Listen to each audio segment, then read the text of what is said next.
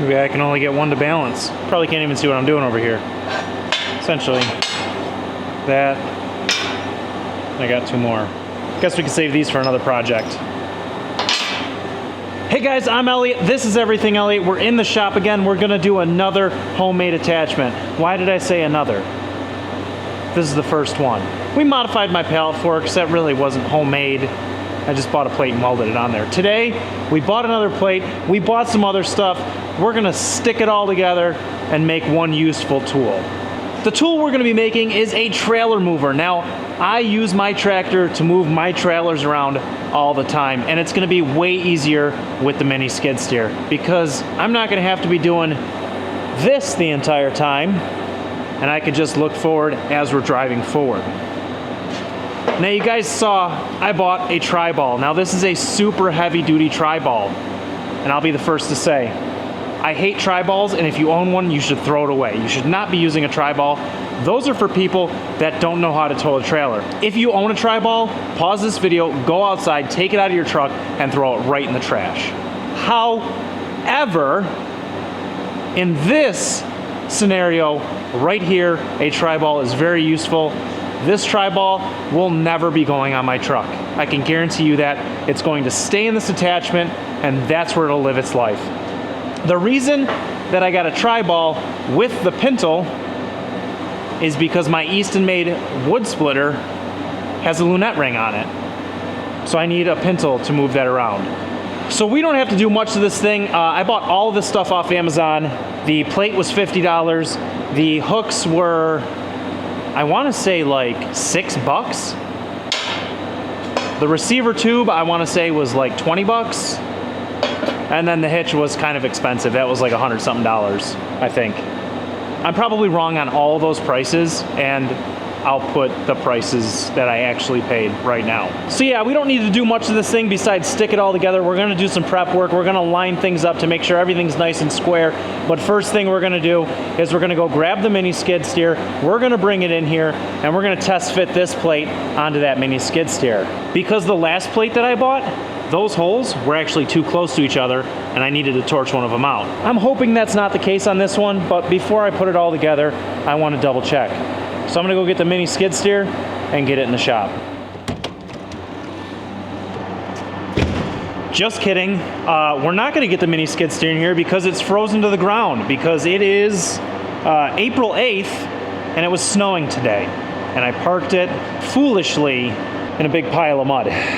So let's put the whole thing together and just hope it fits. I wish I knew where my good safety glasses are. They might be in my truck. Hello? Hi, dear. Hey. Are my good safety glasses in the house? The ones that you hate so much?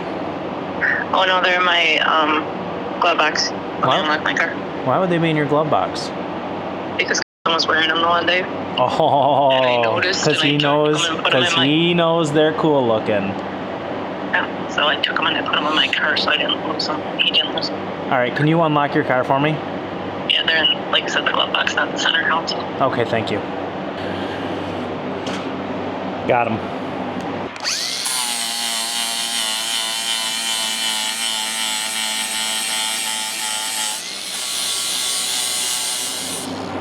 You know, my buddy was just talking to me about wanting to weld these hooks on his tractor bucket. Let's do the old take a picture and say, well, look what I got.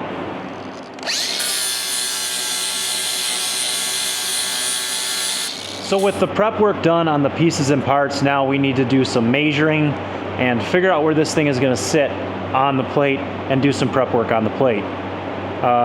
Pretty much going to center this and get it as high as possible.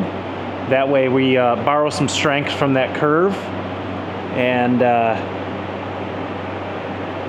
yeah, I don't know, the hooks will probably just divide. It's really not going to be that hard of a project.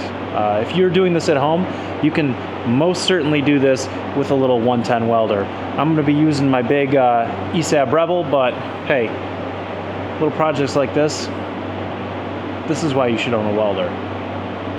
And this thing is like, got some of the most disgusting cuts on it I've ever seen in my life. It looks like it was made in like one of those Indian sweat factories. You know, you see them all over YouTube all the time. I'm just trying to figure out, this probably would be better up.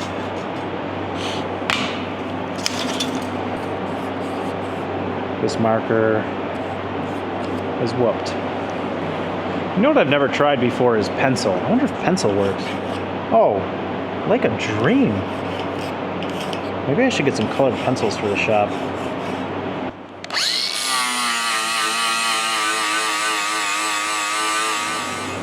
So this, all this stuff you see on the metal here, this is called mill scale, and that is actually the metal. So if you're going to be welding, you're a beginner welder, you want to make your life easier, get it to look like that.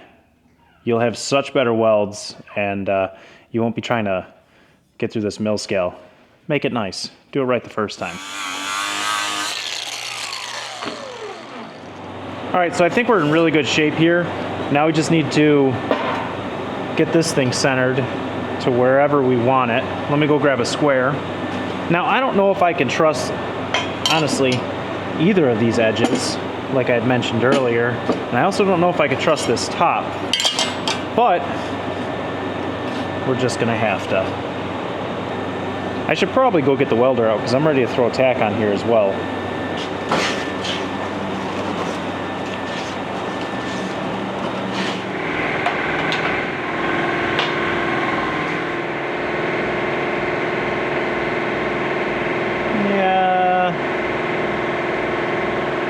That should do the trick. And if you're wondering why it's so noisy in here, well, that's because I told you it was snowing today. We got the Linear waste oil heater going again, even though I thought we were done with it for the season. All right, let's see if we can't stick some of this stuff together, see what it looks like, do our best.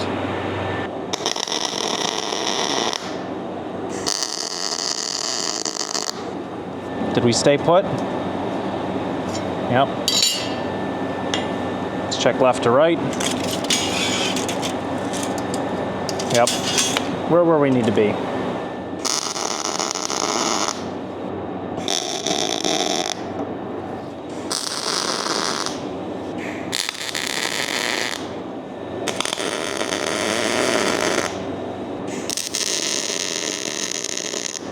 All right, so now we got everything burned in or tacked into where it needs to be, and we're just gonna fully weld these.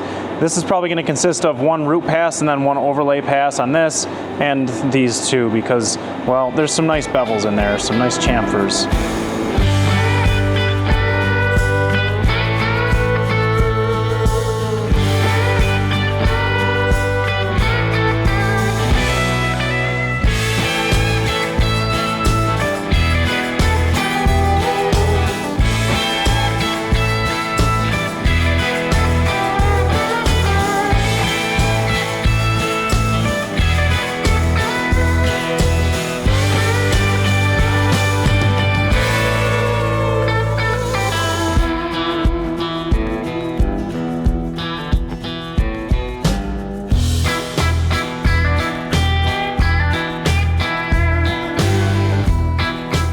All right, so we got this thing pretty well burnt on there. You guys seen some of those welds, they're nice and heavy. I don't think this thing's gonna pop off of here anytime soon. And you wanna know how you're getting good penetration is if you can see the glow behind the steel, which you guys might have been able to see in some of the shots, but I know it was there because I can see all the heat marks on the back of here. You got heat mark there, heat mark all the way around the square, and then heat mark on the other chain lock too.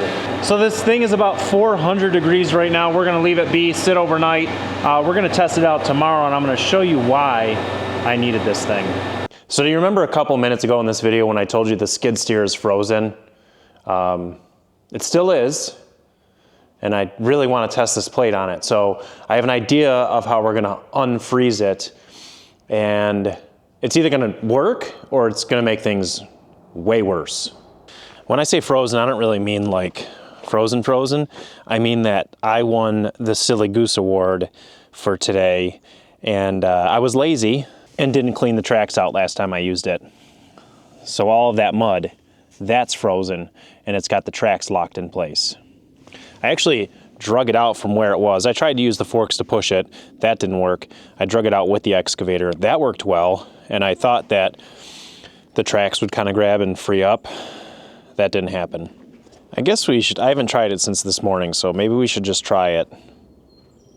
It is like 38 degrees, so it's technically above freezing, but this is pretty still well and frozen. I guess at least you'll see what I'm talking about.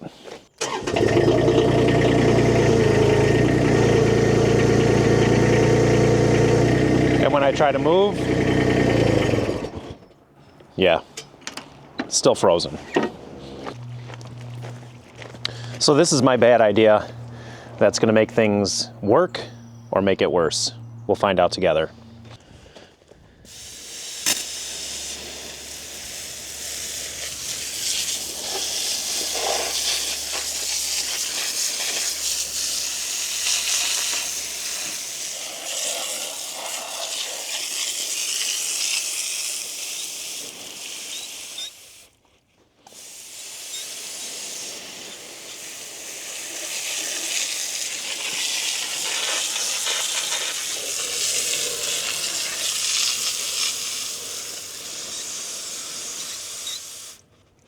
All right, only one way to find out if that worked.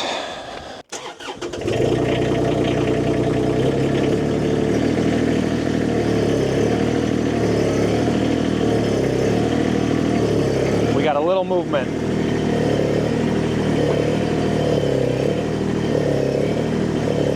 Hey, there we go.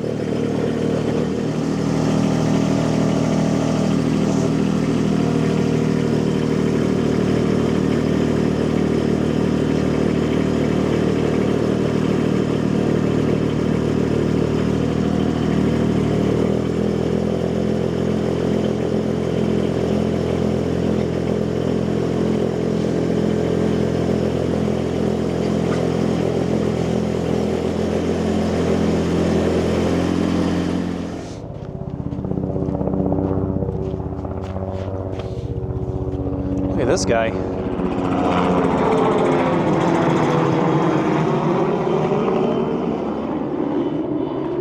Flying nice and low. All right, now with this thing in the shop, we can do some test fit on that plate and see how it looks. And now that it's in the shop, this stuff will thaw out.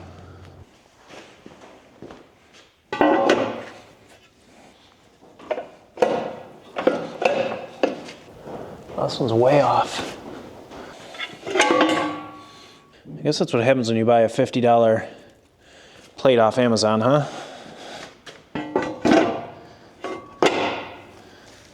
All right, same thing. It just needs to come out a touch. Same as the pallet forks. It's off by just a hair. So again, another good opportunity for me to try out my torch skills. All right, hopefully this goes as well as it did on my pallet forks.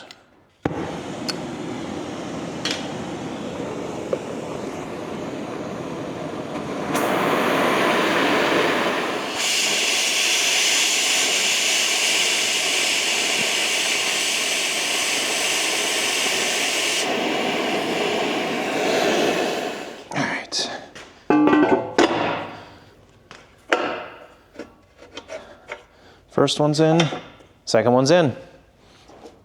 It's on there. Oh yeah, like a glove.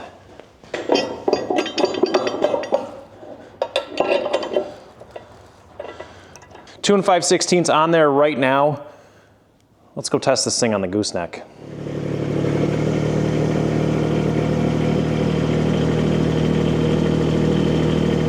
Yeah, I looked that I put it really high, so now I can see right where I need to be.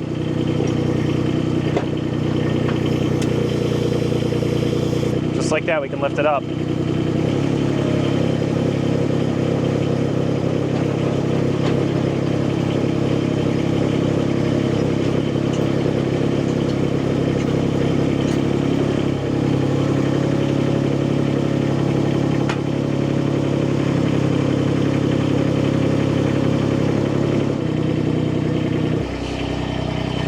So that's a super big win for me. Hold on, let me turn this thing off. That's better. So that's a super big win for me. I move trailers around constantly and this thing works super well. I'd go demonstrate it with my log splitter, but I have a ton of firewood in the way, so I can't even get to the lunette ring of my log splitter. I don't know why I'm struggling to speak right now. Yeah, I move a ton of trailers around. They come in for service, stuff like that. I normally would have to hook up the 3-point hitch trailer mover to my tractor. You know, you got to take whatever implement off. It's a giant process. This is going to make life super easy, and with the chain hooks on there, you know, I'll be able to lift things. So I can hook a chain in it, drape the chain around whatever item I'm trying to pick up, and then, you know, pick it with this with the chain hooks. I guess I could put the runaway chains in there if I really thought the trailer was going to get away from me. I don't expect that to happen, but I guess you never know. It's going to be pretty handy, and I'm pretty excited about it. I think the total investment was, if you take the hitch out of it, or the ball out of it, because that was expensive, I think the total investment was like at less than $100. That's maybe $100, and it works. It works great. All right, guys, well, that's going to be it for this one. If you guys are looking to practice some fabrication skills, this is a nice, easy project that you can get done in, oh, I don't know, an hour for a $100 investment. Why not practice a new skill, right? So break out that welding machine, that MIG machine, that stick machine, that TIG machine, whatever you're using, give it a try. Go buy some stuff from Jeff Bezos and, I don't know, practice a new skill. Don't forget, you'll need to cut the bottom of that plate out if you buy it off Amazon. Both plates that I bought so far needed to be cut out just a smidge. So prepare yourself for that. Other than that, I'm happy with the way it came out. Leave a comment below if there's something you would have did differently, if there's something you would have added to it. I've got plenty of space on there. Maybe some D-rings. I didn't really think about that. I don't really know what I would use D-rings for that I couldn't use the chain hooks for though. But hey, leave a comment. What would you do differently? How would you set it up differently? Let me know. Thanks for watching, guys. Hit that subscribe button if you don't mind. It's free. And hope you have a great day. I'll catch you on the next one.